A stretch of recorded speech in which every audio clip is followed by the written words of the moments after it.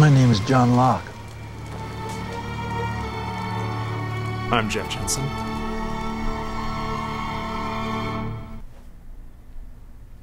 Oh, just be a second. I'm Dan Snierson. Wow.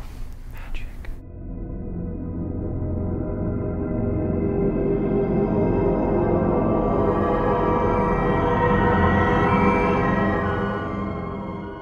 The Life and Death of Jeremy Bentham, great episode, begins with a big revelation, the plane. It actually landed safely. Yes. It's nice to see one plane land safely on this island, didn't you think? You That's know why? right. You know why?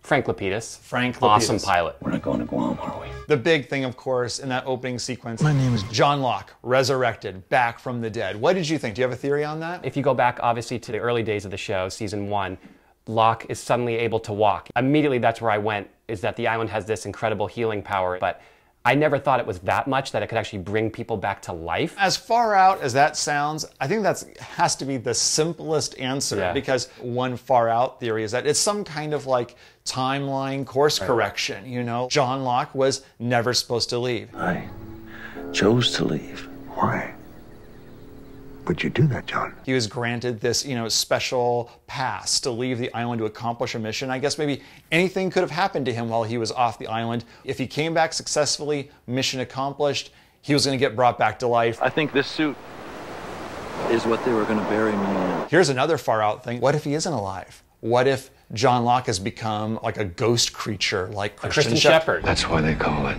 sacrifice. They're selling it in a very sexy way that Locke has been resurrected. I remember dying. But you and I know that that can be a really tricky road to go down. I just wonder if people can magically come back to life, if that impacts the dramatic stakes of the show in a way. That's a good point. I guess maybe the counter of that this show has shown us is that all of their deaths in some way are predestined. The island has a certain death in mind for them. Right. Michael. Michael left the island. He couldn't die. The island wouldn't let him take his own life. Right, it wasn't done with him yet. That's right, it wasn't done with him yet. And so he finally came back, and then he let him die. You can go now, Michael. This was a very intriguing episode, but I think the biggest head scratcher, the biggest mystery, and definitely the coolest moment in the entire episode is, why did Ben talk Locke off the table and prevent him from killing himself, only to turn around and strangle him to death? This is the scene that I think everyone's dissecting right now. Yeah.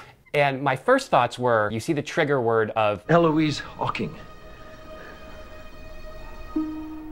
Eloise Hawking. and you think a little bit Naked Gun, like, I must kill the queen. But then, watching it again, I just kind of wondered, did Ben go in there with a plan to kill him? Right. Possibly. And it was just that you could say, well, why not just let him commit suicide and the death will be there? But no, for some reason, he couldn't commit suicide. It was very important that it was homicide. That would definitely occur to me too, which is like suicide, bad. Right. But murder, okay. Exactly. I mean, maybe Ben knew that Locke had to fulfill Richard Alpert's prophecy. You're gonna have to die, John. Ben may have known that, and he knew that he needed to die. So why not just let him kill himself? Maybe there is a no suicide rule in terms of island resurrection. These are sort of like the cosmic kind of like perhaps a solution to this.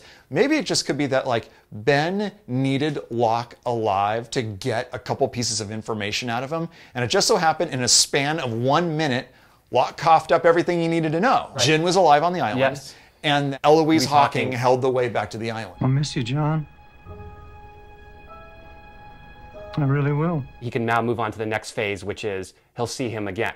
But that's the big question. Will he be surprised to see him again? You can see Ben saying, I did this for you, John. I killed for you so you could live again. Yeah. So whether Locke buys that, we'll see. So we got a huge amount of mythology from Charles WIDMORE. I was exiled by him. Sorry. Big question though is, how much of it can we trust? Here's what I think. Yeah. We've got WIDMORE saying, well, at least I didn't try to kill you. Yes, right. You know? So that earns a lot of integrity in Locke's book, apparently. Absolutely. Yeah. But then again, WIDMORE, as we know, isn't very trustworthy necessarily. So how great would it be if WIDMORE is telling the truth? I didn't try to kill you, and I have your best interest at heart, and that's true, and yet Ben did kill Locke, but actually has Locke's best interest at heart. That is actually could be really interesting. That's awesome. The two, characters that are up for villain of Lost. Right.